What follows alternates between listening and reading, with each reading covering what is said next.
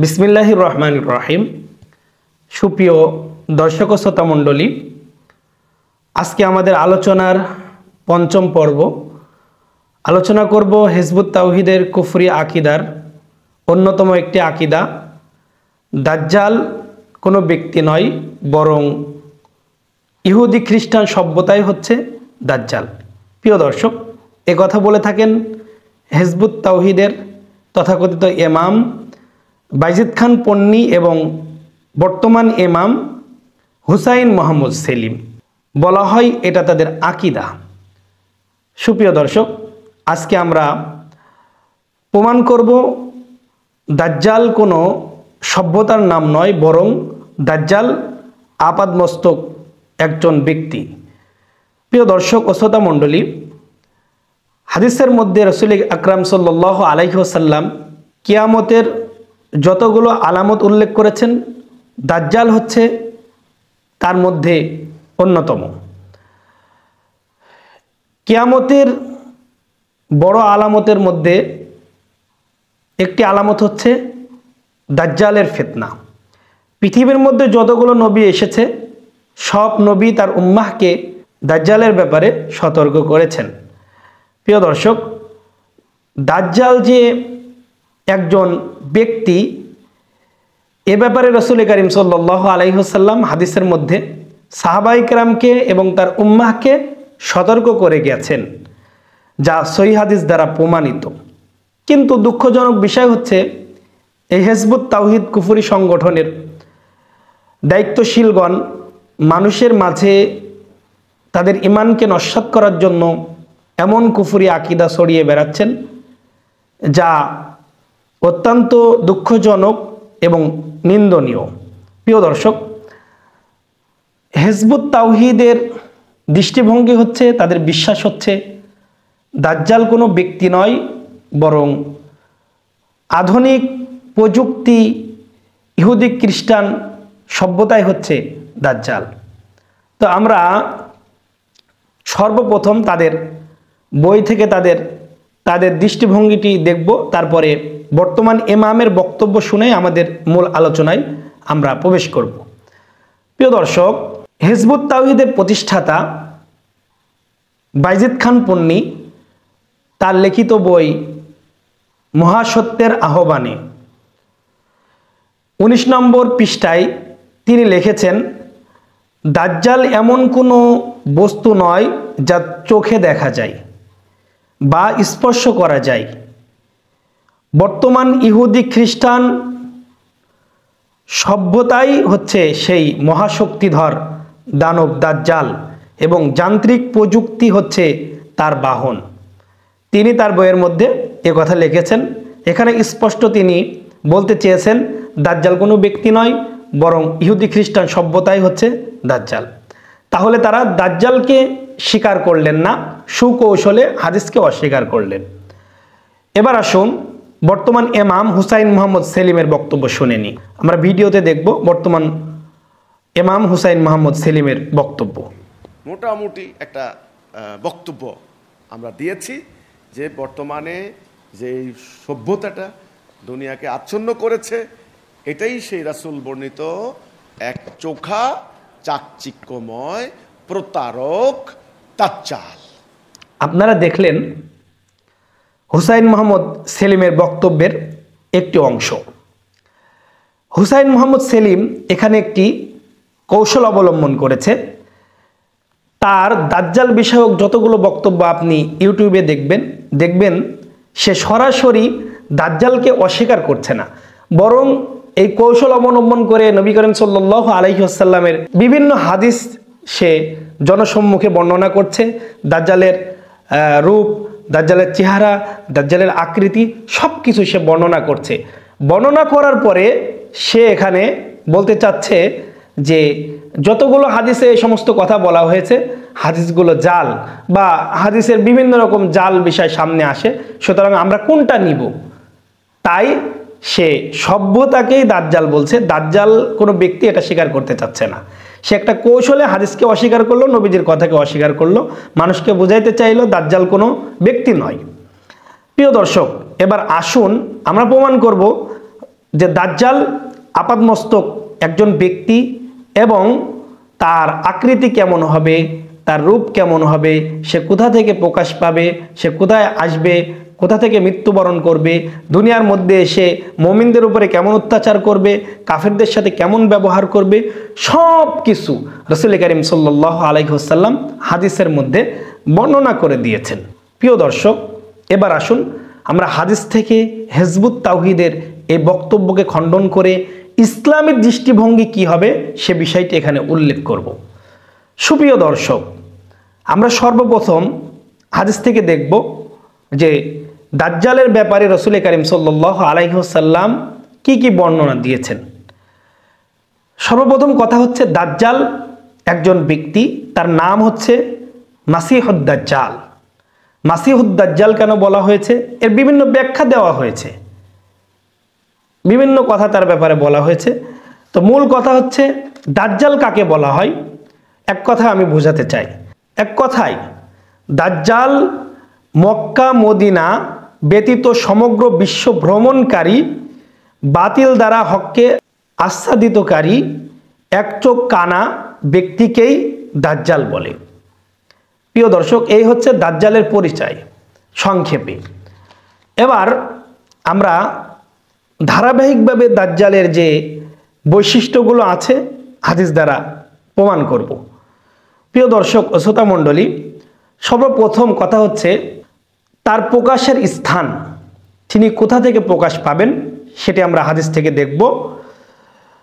যে হাদিসটি বর্ণিত হয়েছে মুসনাদে আহমদের 24,511 নং হাদিসের মধ্যে। এখানে বলা হয়েছে ওয়াইন্নাহু ইয়াখরুজু ফি ইয়াহুদিয়্যাতি আসবাহান, অর্থাৎ দাজ্জাল আবির্ভূত হবে ইসবাহানের ইহুদিদের ভেতর থেকে।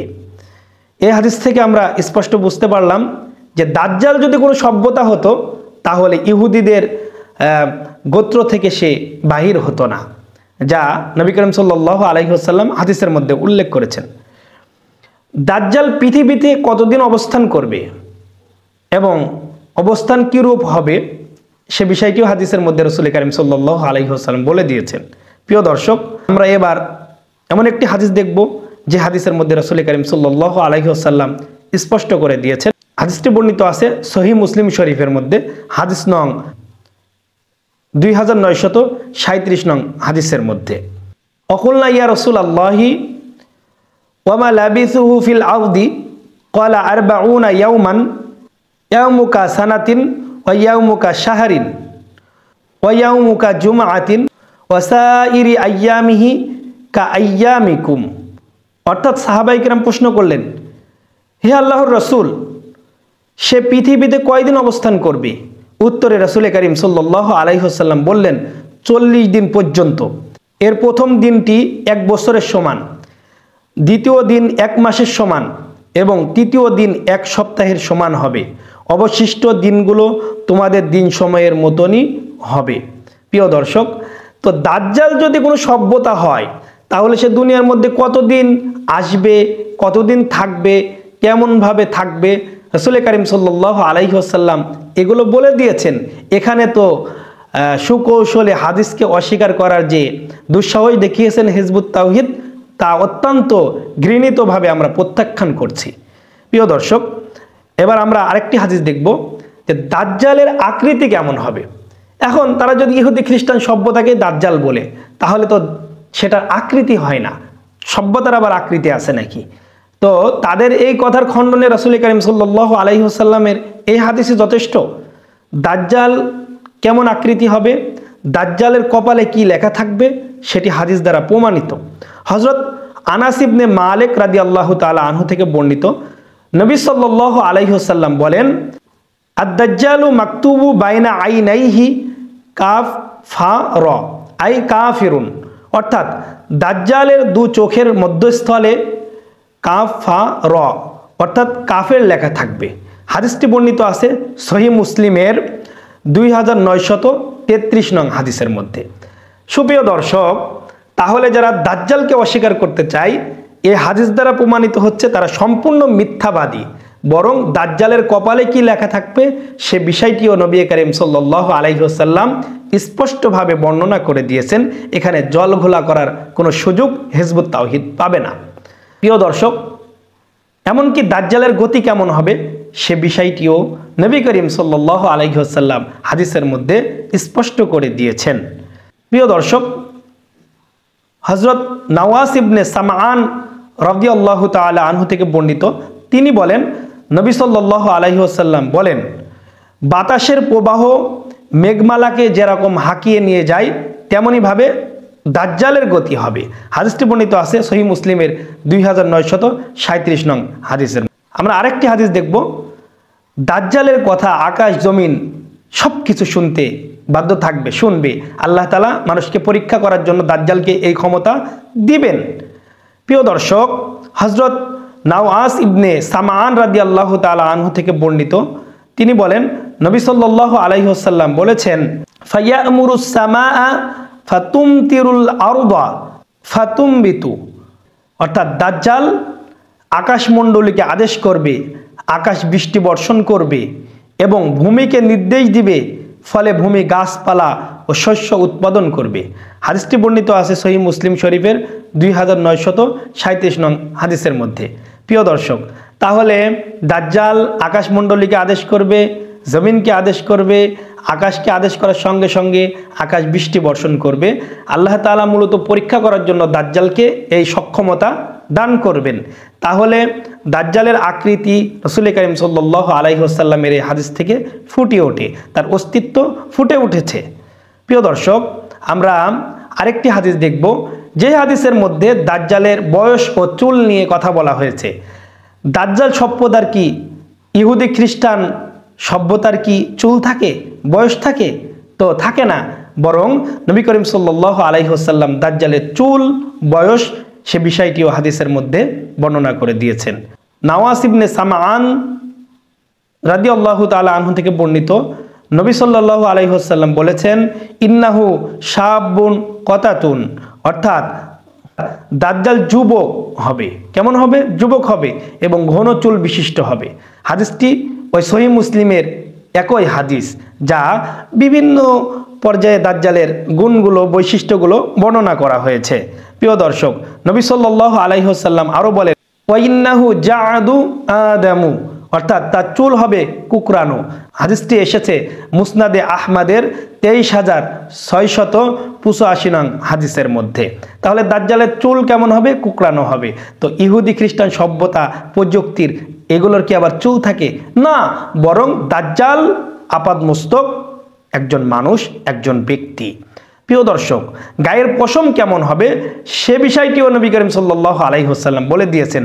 হযরত হুযায়ফা রাদিয়াল্লাহু তাআলা আনহু থেকে বর্ণিত, নবী সাল্লাল্লাহু আলাইহি ওয়াসাল্লাম বলেন, জুফালুশ শা'রি, তার দেহে ঘন পশম হবে। সহিহ মুসলিম হাদিস নং 2934। তো দাজ্জালের শরীরে পশম হবে, তাহলে সে বোঝা যাচ্ছে মানবাকৃতির।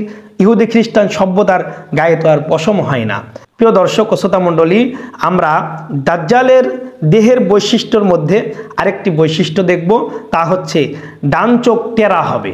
প্রিয় দর্শক, হযরত আব্দুল্লাহ ইবনে ওমর রাদিয়াল্লাহু তাআলা আনহু থেকে বর্ণিত, নবী সাল্লাল্লাহু আলাইহি ওয়াসাল্লাম বলেন, আলা ইন্নাল মাসিহাদ দাজ্জাল আউরুল আইনিল ইমনা কানা আইনু ইনাবাতুত তাফিয়াতু, অর্থাৎ নবী করিম সাল্লাল্লাহু আলাইহি ওয়াসাল্লাম বলেন, সাবধান, মাসি দাজ্জালের ডান চক্ষু টেরা, তার চক্ষু যেন ফুলে যাওয়া আঙ্গুরের মতো।